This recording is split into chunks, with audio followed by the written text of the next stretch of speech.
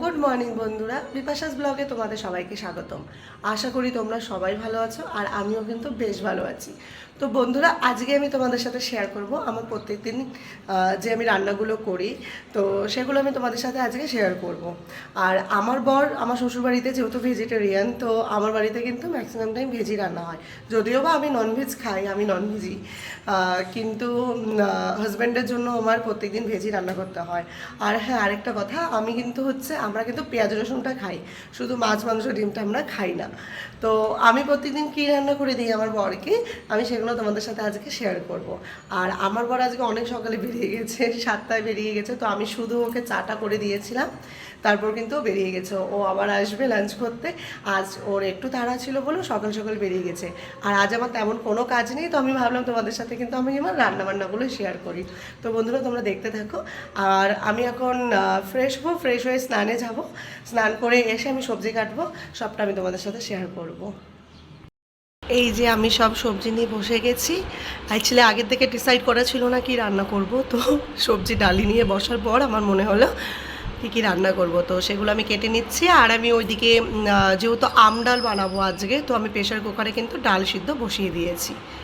তো আমি কাটা কমপ্লিট করে আমি তোমাদেরকে দেখাচ্ছি আজ আমি কী রান্না করব। দেখো, আমার কিন্তু সব সবজি কাটা অ্যান্ড মশলা বাটা কিন্তু রেডি। তো আমি সব কিছু কমপ্লিট করে আমি তোমাদেরকে দেখাচ্ছি। তো আজকে আমি রান্না করব আম দিয়ে ডাল। তো আম দিয়ে ডাল আমি অ্যাকচুয়ালি আজ মসুর ডাল দিয়ে করছি, তো সেই জন্য আমি আগের থেকেই ডালটা সিদ্ধ করে রেখেছিলাম হলুদ লবণ অ্যান্ড কাঁচা লঙ্কা দিয়ে। আর আমি এখানে আম কেটে রেখেছি পিস পিস করে। অ্যাকচুয়ালি আমটা একটু পেকেই গেছে, কাঁচা আমি নিয়ে আসা হয়েছিল।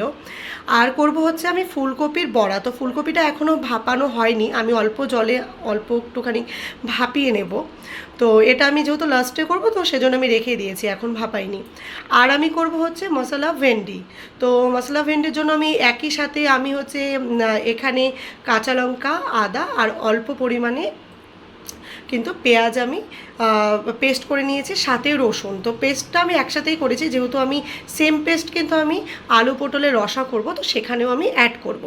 আর আলু পটলের রসার জন্য কিন্তু আমি অল্পটুকু মগজ বেটে নিয়েছি, তোমরা চাইলে কাজু বাদাম বাটাও দিতে পারো। আর আমি ওখানে টমেটো পেস্ট করে রেখেছি। তো টমেটো পেস্টটা দিলে তরকারিটা একটু গ্রেভি হয়।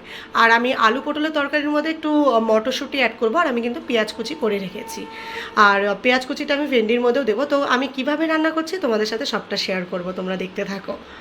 কিন্তু কড়াইয়ে ডালটা ফোড়ন দেওয়ার জন্য সরষার তেল দিয়ে দিলাম।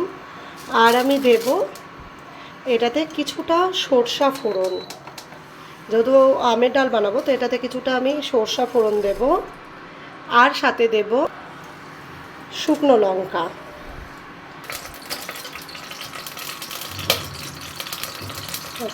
এবার কিন্তু আমি দিয়ে দেবো এটাতে কেটে রাখা আমগুলো। কেটে রাখা আমটা দিয়ে আমি একটু নাড়িয়ে নেব। আমি কিন্তু স্টিম একদম লো করে আমি কিন্তু এটাকে অল্প ভেজে নেব। আর এটা ভেজে নেওয়ার জন্য আমি কিন্তু এটাতে অল্প কিছুটা কারণ আমি আগে যখন ডাল সিদ্ধ করেছি তখন কিন্তু আমি লবণ দিয়েছি। তো এখন এই আমের টকের পরিমাণ অনুযায়ী আমি কিন্তু অল্প কিছুটা লবণ, অল্প কিছুটা হলুদ, আমি ডালেও কিন্তু হলুদ দিয়ে রেখেছিলাম, তো অল্প কিছুটা হলুদ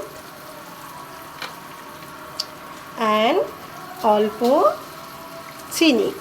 আমি চিনিটা এই কারণে দিচ্ছি, কারণ আমের যে একটা টক ভাব থাকে সেটা কিন্তু কেটে যাবে, আর খেতেও কিন্তু বেশ ভালো লাগবে। তো এবার আমি এটাকে কিন্তু নাড়িয়ে নেব। আর অল্প এটা হালকা অল্প ভাজা হয়ে গেলে, একটু হালকা ভাজা হয়ে গেলে কিন্তু আমি তারপর ডালটা দিয়ে দেব। দেখো, আমটা কিন্তু মোটামুটি ভাজা হয়ে গেছে, এবার কিন্তু আমি ডালটা দিতে পারবো। আর এখন কিন্তু ভীষণ সুন্দর একটা স্মেলও এসেছে। তো আমি এবার ডালটা ফোড়ন দিয়ে দেব, ডালটা নামিয়ে নেব, দেন আবার কিন্তু আমের ডাল রেডি। দেখো, আমি কিন্তু ডালটা ফোড়ন দিয়ে দিলাম। এবার আমি একটু স্টিমটা বাড়িয়ে দেব, ডালটা ফুটে গেলে কিন্তু আমি নামিয়ে নেব। আমার কিন্তু আমের ডাল রেডি।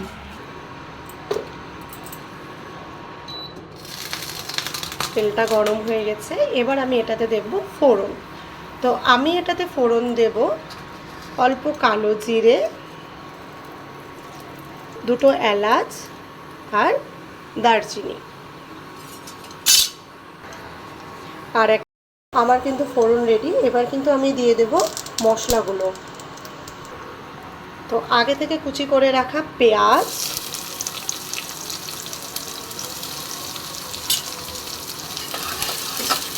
পেঁয়াজটা অল্প ভাজা হলে হালকা ব্রাউন কালার চলে আসলে কিন্তু আমি দিয়ে দেব মশলাগুলো। পেঁয়াজটা অল্প ব্রাউন হয়ে গেলে আমি কিন্তু মশলাটা দিয়ে দেবো। যেমন আমি আগে থেকে বেটে রেখেছিলাম কাঁচা লঙ্কা, আদা, পেঁয়াজ, রসুন পেস্টটা। তো এটা অল্প স্টিমটা বাড়িয়ে নিতে হবে। স্টিমটা বাড়িয়ে নিলে ব্রাউনটা তাড়াতাড়ি হয়ে যাবে। দেখো পেঁয়াজটা কিন্তু অনেকটাই ব্রাউন হয়ে গেছে। এবার আমি এটাতে মশলাটা দিয়ে দেব। আমি অল্প কিছুটা মশলা দিলাম। এবার কিন্তু আমি স্টিমটা কমিয়ে দেব। একদম লো স্টিমে আমি এটাকে ভেজে নেব।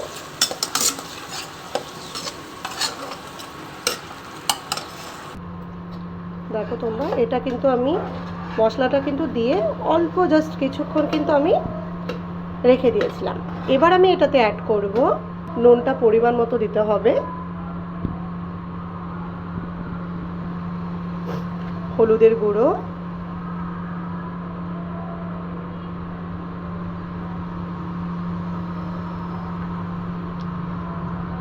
সাথে অল্প কিছুটা জিরের গুঁড়ো আর অল্প কাশ্মীরি লঙ্কা গুঁড়ো। আমরা কিন্তু শুকনো লঙ্কার গুঁড়োটা একদমই খাই না, কারণ শুকনো লঙ্কার গুঁড়ো খাওয়া কিন্তু শরীরের পক্ষে খুবই ক্ষতিকারক। তো আমরা কাশ্মীরি লঙ্কা গুঁড়োটাই খাই। এটা জাস্ট কালারের জন্য আমি কিন্তু ইউজ করি। এটা আমি অল্প নাড়িয়ে নেব। এটাকে আমি একদম লো স্টিমে ছেড়ে দিব। এটা অল্প কষে গেলে কিন্তু আমি ভেন্ডিটা অ্যাড করব। আমি যদি এখন ভেন্ডিটা অ্যাড করি তাহলে কিন্তু এটা ভাজা ভাজা হতে হতে কিন্তু ভেন্ডিগুলো সব ভেঙে যাবে। আর তোমরা দেখতে পাচ্ছ আমি কিন্তু ভেন্ডিগুলো গোটা গোটা রেখেছি। আর এই রান্নাটাতে না ভেন্ডি গোটা গোটা না থাকলে দেখতেও ভালো লাগে না আর খেতেও ভালো লাগে না, বেশ একটু গোটা গোটা থাকলে ভালো লাগে। তো এটা যখন মোটামুটি কষে যাবে তখন কিন্তু আমি ভেন্ডিগুলো দিয়ে আবার অল্প কিছুক্ষণ কষিয়ে নেব। দেখো এটা কিন্তু মোটামুটি কষে গেছে। এবার কিন্তু আমি ভেন্ডিগুলো অ্যাড করব। আমি কিন্তু এবার ভেন্ডিগুলো দিয়ে দিচ্ছি।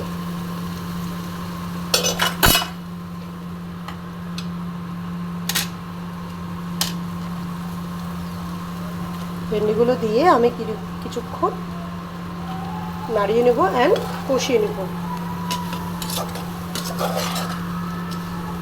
যাতে ভেন্ডিগুলোর সাথে মশলাগুলো খুব সুন্দর লেগে যায়, ভেন্ডিগুলোর গায়ের সাথে মশলাগুলো খুব সুন্দর মিশে যায়। তো এটাও আমি এখন একদম লো স্টিমে রেখে দেব।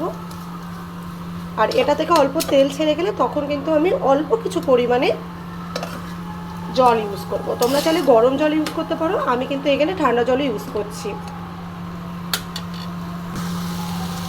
এটা কিন্তু আমাকে একটু কিছুক্ষণ পর পরই নাড়িয়ে নিতে হবে, নাহলে কিন্তু নিচে লেগে যাবে। তো আর 2 মিনিটের মতন আমি এটাকে এভাবে রেখে দেওয়ার পরে 1 কাপের মতন আমি জল দেবো, কারণ এটা একদম গ্রেভি গ্রেভি হবে। দেখো তোমরা, মশলাটা কিন্তু আমার ভেন্ডির সাথে পুরো কষে গেছে আর ভেন্ডির গায়ের সাথে লেগেও গেছে। এবার কিন্তু আমি তোমাদের যেমনটা বলেছিলাম আমি কিন্তু এতে ঠিক 1 কাপই জল দেব, শুধু জাস্ট ভেন্ডিটা সিদ্ধ হওয়ার জন্য। এই দেখো তোমরা, আমি কিন্তু 1 কাপ জল দিয়ে দিচ্ছি। তো আমি 1 কাপ জল দিয়ে এটাকে একটু নাড়িয়ে দেব। নাড়িয়ে দিয়ে কিন্তু আমি অল্প ঢেকে দেব। আর ঢেকে দেওয়ার পরে এই জলটাও শুকিয়ে যাবে, ভেন্ডিগুলো সিদ্ধ হয়ে যাবে। দেন আমি একটু গরম মশলা ছিটিয়ে নামিয়ে ফেলব। আমি তো টমেটো পেস্টটা দিতেই ভুলে গেছি, তো আমি এখন দিয়ে দিচ্ছি, কোনো অসুবিধে নেই এখন দিলে, কারণ জলটা শুকোনোর পরে আমি একটু ফ্রাই করবই। তো আমি অল্প কিছু পরিমাণে টমেটো পেস্টটা কিন্তু দিয়ে দিলাম। দিয়ে আমি আর কিছুক্ষণ নাড়িয়ে নেব। নাড়িয়ে আমি টমেটো পেস্টটা মিশিয়ে নেব। আর ভেন্ডিগুলো সিদ্ধ হয়ে গেলে কিন্তু আমি ফ্রাইটাই নামাবো। দেখো আমার কিন্তু মশলা ভেন্ডি রেডি। আর আমি এখন আলু পটলের রসাটা করবো। আর তোমরা দেখতে পাচ্ছ ভেন্ডিগুলো কিন্তু প্রত্যেকটা গোটা গোটা আছে, মশলাগুলো খুব সুন্দর ফ্রাই হয়েছে, আর ভেন্ডিগুলো কিন্তু সিদ্ধ হয়ে গেছে। তো আমি এবার আলু পটলের রসাটা করবো, দেখতে থাকো। আমার কিন্তু কড়াই গরম হয়ে গেছে, আর আমি তেলও দিয়ে দিয়েছি, আর কিছুটা তেল দেবো, কারণ আমি পটলটা আর আলুটা কিন্তু আলাদা আলাদা করে অল্প ফ্রাই করে নেব, হালকা করে ফ্রাই করে নেব, যখন কষবে তখন ফ্রাই করে নেব। তো আমি কিন্তু আলুটার পটলটা আলাদা করে রেখেছি। তো তেলটাও গরম হয়ে গেছে, এবার কিন্তু আমি পটলগুলো ভেজে নেব। অল্প সামান্য পরিমাণে নুন দিয়ে দেবো এটাতে। আমি কিন্তু অল্প পটলটা ফ্রাই করে নেব, হালকা ফ্রাই করে নেব। তারপর কিন্তু আমি আলুটাও ঠিক এমনভাবে ফ্রাই করে নেব। আমার কিন্তু আলু পটলটা ভাজা হয়ে গেছে, এবার আমি কিন্তু এটাতে ফোড়ন দিয়ে দেবো। তো এটাতে আমি এবার ফোড়ন দেব কিছুটা গোটা জিরে, অল্প কিছু পরিমাণে গোটা জিরে, দুটো ছোট ছোট তেজপাতা, লঙ্কা,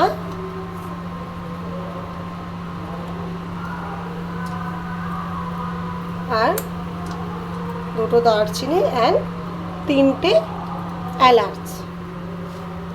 তো এবার আমি একটু স্টিমটা বাড়িয়ে দেব।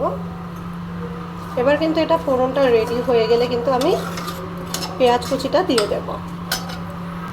আমার ফোড়নটা কিন্তু হয়ে গেছে, এবার কিন্তু আমি পেঁয়াজ কুচিগুলো দিয়ে দেব।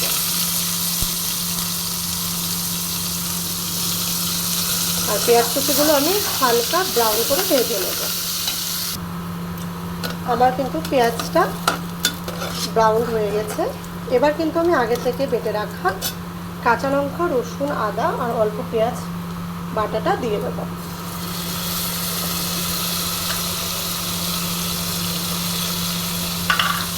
এবার এটাকে আমি অল্প নাড়িয়ে নেব। এটা অল্প ভাজা হয়ে গেলে তারপর আমি এটাতে অ্যাড করব নুন, পরিমাণ মতো নুন। যেহেতু আমি আগে আলু পটল ভাজাটাতে নুন দিয়েছিলাম, তো এখন আমি অল্পই দেব নুন, হলুদ গুঁড়ো,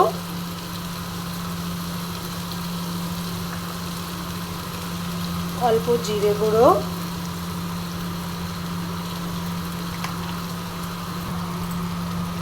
আর অল্প পরিমাণে ধনে গুঁড়ো। তো এটাকে আমি নাড়িয়ে নেব, স্টিমটা একদম কমিয়ে দেব, কিন্তু আমি এটাকে নাড়িয়ে নেব। আর অল্প কিছুটা পরিমাণে চিনি দিয়ে দেব। চিনিটা তোমরা তোমাদের স্বাদ অনুযায়ী দিতে পারো, চাইলে নাও দিতে পারো। আর আমি আগে থেকে যে টমেটো পেস্টটা করে রেখেছিলাম এটাও কিন্তু আমি এখনই দিয়ে দেব। দিয়ে এটাকে আমি ভালো করে কষিয়ে নেব। ভালো করে নেবে একদম লো স্টিমে আমি কিন্তু এটাকে সুন্দর করে কষিয়ে নেব। মশলাটা দিয়ে যখন অল্প তেল ছাড়বে তখন কিন্তু আমি এই মগজ বাটাটাও দিয়ে দেব। আর মগজ বাটাটা দিয়েও আমি অল্প নাড়িয়ে নেব। নিয়ে মগজ বাটাটা যখন অল্প মশলার সাথে মিশে গিয়ে আর অল্প তেল ছেড়ে দেবে তখন কিন্তু আমি আলু পটলটা দিয়ে দেব। আর লো স্টিমে দিয়ে কিন্তু মশলাটা অল্প অল্প কিন্তু আমাদের একটু পরপরই নেড়ে নিতে হবে, নাহলে কিন্তু নিচে লেগে যাবে। দেখো মগজ দানাটাও দেওয়ার পরে কিন্তু অল্প তেল ছেড়ে দিয়েছে। এবার কিন্তু আমি এটাতে মটরশুঁটিটা দিয়ে দেব, আর আগে থেকে ভেজে রাখা আলু পটল ভাজাটা দিয়ে দেব। দিয়ে কিন্তু আমি সবগুলো আবার একবারে কষিয়ে নেব।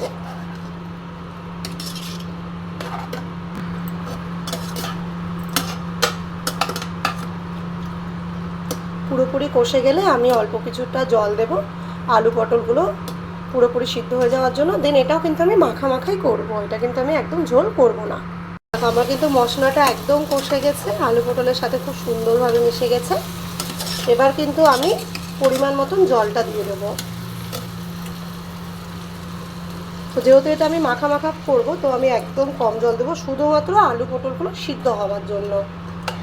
অল্প তো সিদ্ধ হয়ে গেছে, আর একটু সিদ্ধ করলে ব্যাস আমার কিন্তু এটা রেডি হয়ে যাবে।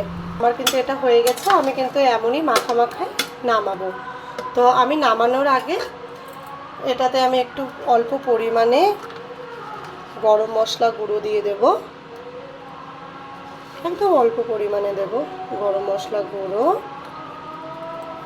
অ্যান্ড অল্প ঘি। ঘিটা দিলে স্মেলটা ভীষণ সুন্দর আসে, আর ভেজ রান্নায় একটু ঘি গরম মশলা দিলে একটু আলাদা রকমেরই টেস্ট হয়। তো এটা আমি একটু এখন ঢেকে দেবো, ঢেকে দিয়ে কিন্তু আমি নামিয়ে দেবো। বড়া বানানোর জন্য কিন্তু আমি আগে ফুলকপিটাকে একটু জলের মধ্যে ভাপিয়ে নিচ্ছি, অল্প পরিমাণে সিদ্ধও করে নেব। আর এটা কিন্তু সিদ্ধ হতে হতে আমি ব্যাটারটা করে নেব। আর ব্যাটারটা কিন্তু আমি বেসন দিয়ে করবো, বেসন আর সুজি দিয়ে। তো আমি এখানে অল্প কিছু পরিমাণে বেসন দিয়ে দিচ্ছি, এখানে অল্প কিছু পরিমাণে কালো জিরে, পরিমাণ মতো নুন, পরিমাণ মতন হলুদ, অল্প পরিমাণে সুজি, ক্রিস্পি হবে। এরপরে কিন্তু আমি সবগুলো সুন্দর করে হাত দিয়ে মিক্স করে নেব। সবগুলো বেশ সুন্দর মিক্স করে নিয়ে এটাতে আমি এখন অ্যাড করব জল। আমি এটাতে পরিমাণ মতন কিছুটা জল অ্যাড করছি, দিয়ে আমি আবার এটা গলিয়ে নেব। তো আমি ব্যাটারটা রেডি করে আবার তোমাদের সাথে বড়াটা কীভাবে ভাজবো সেটা দেখাচ্ছি। বড়াটা কিন্তু আমি খুব সুন্দর করে গুলিয়ে নিয়েছি, ভালো করে এটা ফেটাতে হবে, নাহলে কিন্তু খেতে ভালো লাগবে না। আর আমি তো আগে থেকে এই যে ফুলকপিটা বয়েল করে রেখেছিলাম, তো এবার আমি ভেজে নেব এগুলো। তো কড়াই কিন্তু আমার গরম হয়ে গেছে, এবার কিন্তু আমি তেল দিয়ে দেবো একটু বেশি করে, এটা কিন্তু ডুবো তেলেই ভাজতে হবে।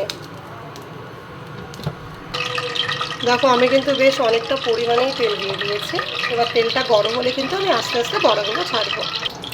আমি কিন্তু এবার ফুলকপির গায়ে সুন্দর করে ব্যাটারটা লাগিয়ে নেব। আর ব্যাটারটা এমনভাবে করতে হবে যাতে খুব পাতলাও না হয় আর খুব মোটাও যাতে না হয়, এরকম সুন্দর করে লাগিয়ে কিন্তু আমি এটা তেলে ছেড়ে দেবো।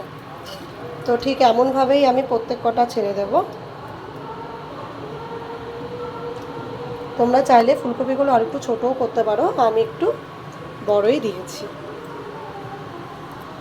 আমি প্রত্যেক কটা খুব সুন্দর করে সাজিয়ে দিয়ে দিয়েছি, আর আমি একদম লো মিডিয়ামে এটা ভেজে নেব। আর যখন মোটামুটি ভাজা হয়ে যাবে তখন কিন্তু আমি হাই করে দিয়ে এগুলো নামিয়ে রাখবো। আমার কিন্তু বড়াগুলো কমপ্লিট, আমি এখানে একটা নামিয়েও রেখেছি।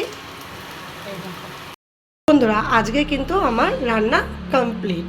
তো তোমরাও চাইলে আমার এই পদ্ধতিতে বাড়িতে রান্না করে খেতে পারো, আশা করি ভালো লাগবে। আর আমার এই ভিডিওটা যদি তোমাদের ভালো লেগে থাকে অবশ্যই কিন্তু লাইক কমেন্ট অ্যান্ড সাবস্ক্রাইবটা করে দিও। থ্যাংক ইউ সো মাচ আমার এই পুরো ভিডিওটি দেখার জন্য। আবার তোমাদের সাথে দেখা হচ্ছে আমার নেক্সট ব্লগে। থ্যাংক ইউ সো মাচ সবাইকে, তোমরা সবাই ভালো থাকো আর আমিও ভালো থাকবো।